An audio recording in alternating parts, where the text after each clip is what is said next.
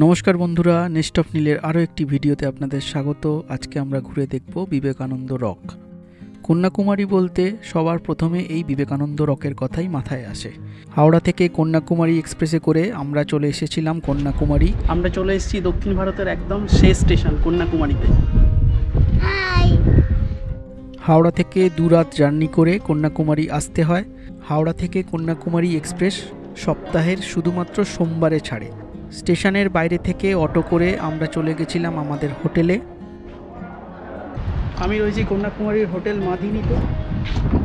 আমাদের রুম, এই যে ব্যালকনিটা দেখা যাচ্ছে।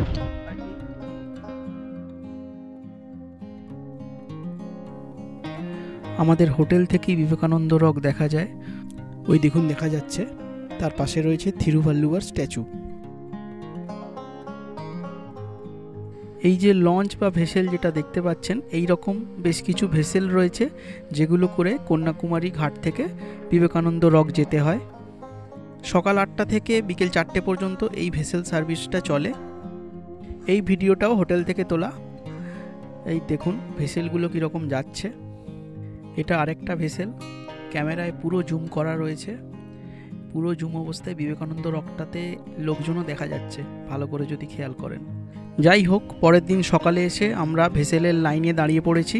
চেষ্টা করবেন যত তাড়াতাড়ি পারেন সকালবেলা এসে এই ফেরি সার্ভিসের জন্য লাইন দিতে। নর্মাল ফেরির টিকিট হচ্ছে 75 টাকা।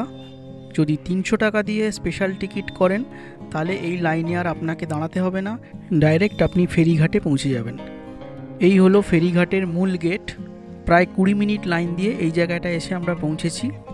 এইখানে রয়েছে আরও লম্বা লাইন। আরও মিনিট 15 লাইন দেওয়ার পর আমরা এই জায়গাটা এসে পৌঁছেছি।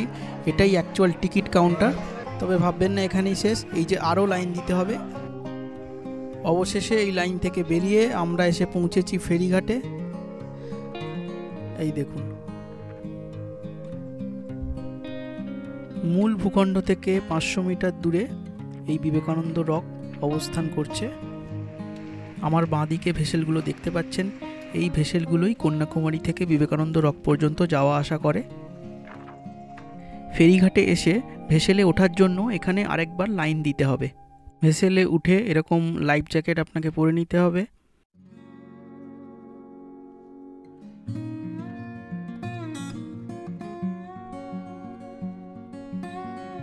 আমরা এখন দাঁড়িয়ে রয়েছি বিবেকানন্দ রকে। এই হলো বিবেকানন্দ রকের এন্ট্রান্স। যেতে যেতে আপনাদের একটা ইনফরমেশান দিই। 1892 সালে স্বামী বিবেকানন্দ এই রকের ওপর এসে বসে ধ্যান করেছিলেন। আর 1970 সালে এই বিবেকানন্দ রক মেমোরিয়াল তৈরি করা হয়। স্বামী বিবেকানন্দ সাঁতার কেটে এই বড় পাথরের ওপর এসে পৌঁছান, আর এখানেই তিনি ধ্যান করেন। স্বামী বিবেকানন্দের জীবনী অনুযায়ী এখানে তিনি ভারতের অতীত, বর্তমান আর ভবিষ্যৎ নিয়ে চিন্তা করেন, আর তারপরেই ওনার মোক্ষ লাভ হয়। 25 থেকে 27 ডিসেম্বর 3 দিন এখানে তিনি ধ্যান করেন।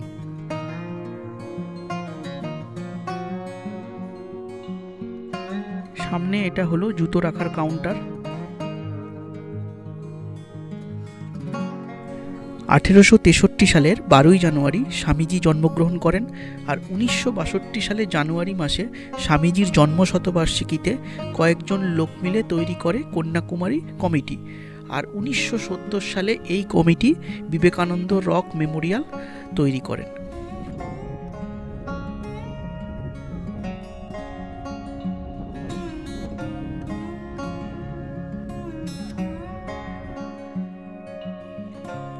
সামনে রয়েছে থিরুভাল্লুভার স্ট্যাচু, যেটা হোটেল থেকে আপনাদেরকে দেখিয়েছিলাম। এই স্ট্যাচুটা 133 ফুট উঁচু।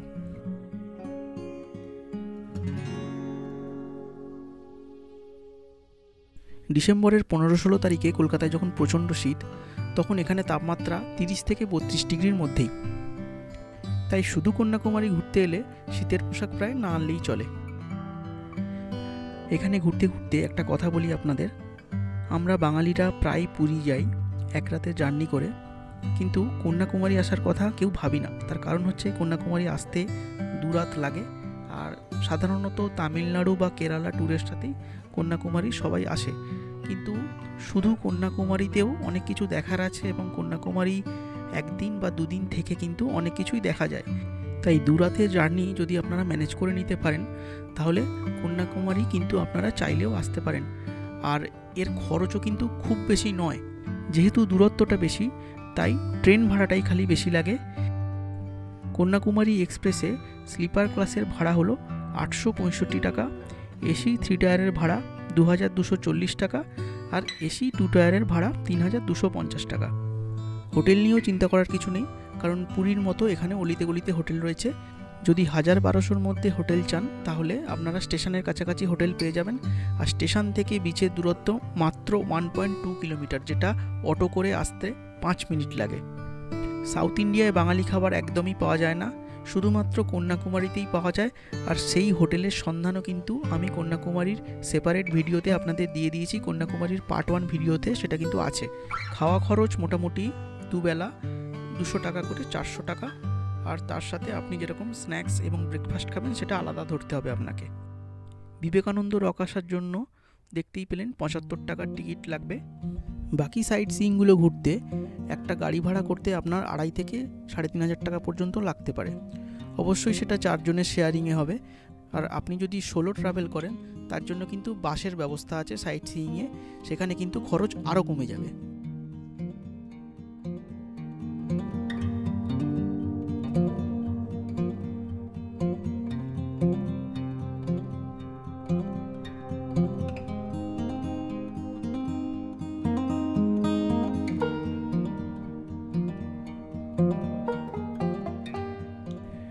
ওপরে যে মন্দিরটা রয়েছে এর মধ্যে স্বামী বিবেকানন্দের একটা মূর্তি রয়েছে। মন্দিরের ভেতরে ফটোগ্রাফি ভিডিওগ্রাফি দুটোই নিষিদ্ধ, তাই ওখানকার ছবি আপনাদের দেখাতে পারলাম না। কন্যাকুমারীতে বঙ্গোপসাগর, ভারত মহাসাগর আর আরব সাগর একসাথে এসে মিট করে। 3টে জলের কালার আলাদা হওয়ায় এটা একদম এখান থেকে দেখা যায়। মণ্ডপের ওপর থেকে একটা 360 ভিউ আপনাদের দেখিয়ে দিচ্ছি।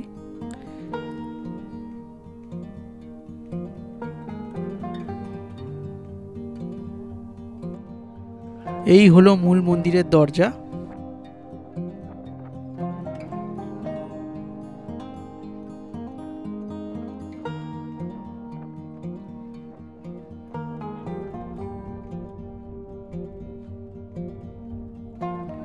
মন্দিরের এই জায়গাটায় একটা মেডিটেশন রুম রয়েছে।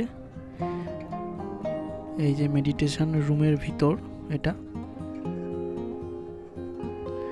এখানে একটা অন্ধকার ঘর রয়েছে আর এইখানে বসে আপনারা ধ্যান করতে পারেন। এই দেখুন এইখানে লোকজন বসে রয়েছেন। খুবই অন্ধকার তাই ভিডিওতে ভালো দেখা যাচ্ছে না।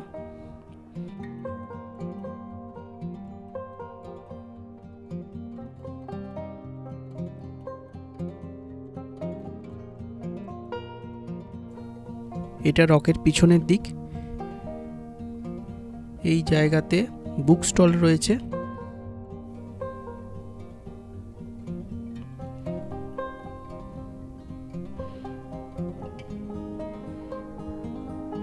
চলুন বুক স্টলের ভিতরে যাওয়া যাক। এই যে এটা স্টল নম্বর 5।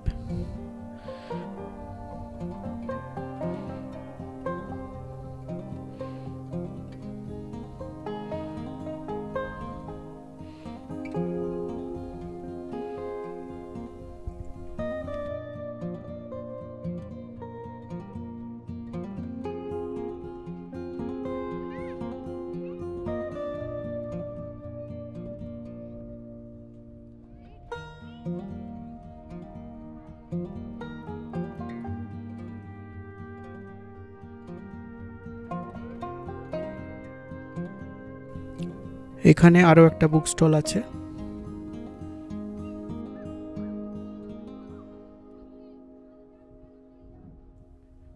রকটা ঘুরতে মোটামুটি 40 মিনিট সময় লাগবে।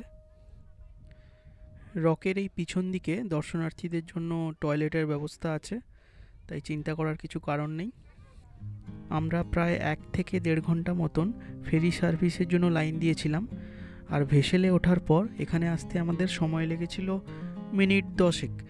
আর তারপরে রক পর্যন্ত পৌঁছতে আরও 5-6 মিনিট ধরে রাখুন। ফেরার সময়ও তাই। ফেরির জন্য আপনাকে লাইন দিতে হবে রক থেকে, ওটাও প্রায় মিনিট 15-20 মতো লাগবে। তারপর আরও 10 মিনিট লাগবে ফেরিঘাটে পৌঁছতে। এখানে প্রচুর মাছ রয়েছে। আমরা এবার ফিরে যাব, তাই জুতো কালেক্ট করে নিয়ে ফেরার জন্য যে ভেসেল আছে তার লাইনে দাঁড়িয়ে পড়েছি। এই যে আবার লাইফ জ্যাকেট পরে বসে গেছি। ফেরার সময় পুরো ভেসেলের জার্নিটা রেকর্ড করেছি। এখানে পুরো র সাউন্ডটাই দিলাম, যাতে আমার সাথে আমার সহযাত্রীদের এক্সাইটমেন্টটা আপনারা উপলব্ধি করতে পারেন, আর সমুদ্রের গভীরতাটাও আপনারা এখানে দেখতে পাবেন।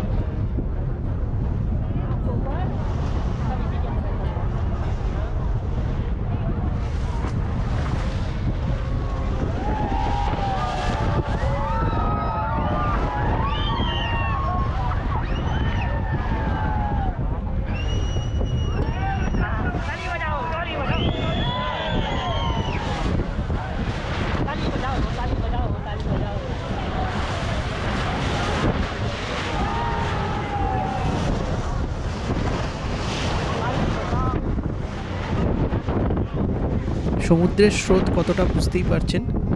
খালি মনে হচ্ছিল ভেসেলটা এই বুঝি উল্টে যাবে, তবে যারা নিয়মিত সমুদ্রযাত্রা করে থাকেন তাদের কাছে এটা নতুন নয়।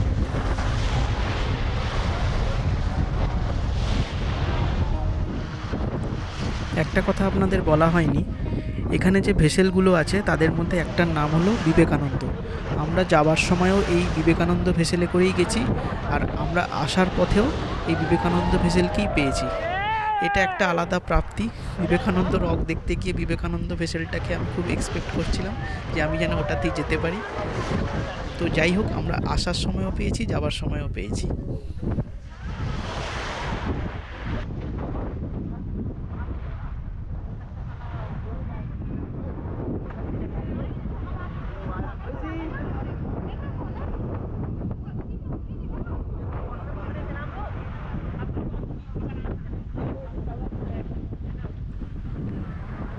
আমরা মোটামুটি কন্যাকুমারীর ঘাটের কাছে পৌঁছেই গেছি, আর 2-4 মিনিটের মধ্যেই নামবো।